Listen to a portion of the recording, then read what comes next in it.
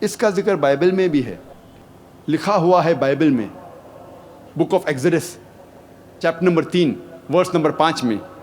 God tells to Moses, peace be upon him, draw not nigh hither, put off thy shoes from thy feet, for the place where thou standest is holy ground. آپ نزدیک مت آؤ، آپ اپنے پیروں سے اپنی جوتیاں نکالو، کیونکہ جس جگہ آپ کھڑے ہیں وہ پاک زمین ہے۔ اس کا ذکر پھر سے دہرایا گیا ہے بک آف ایکٹس میں چیپٹر نمبر 7 ورس نمبر 33 میں، draw not nigh hither, put off thy shoes from thy feet, for the place where thou standest is holy ground. نزدیک مت آؤ،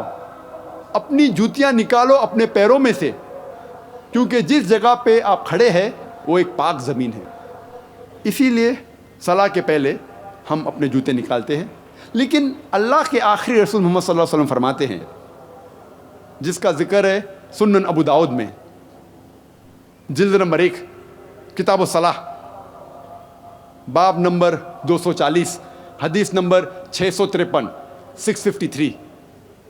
عمر ابن شعیب وہ فرماتے، میرے پتا نے کہا کہ میرے دادا نے کہا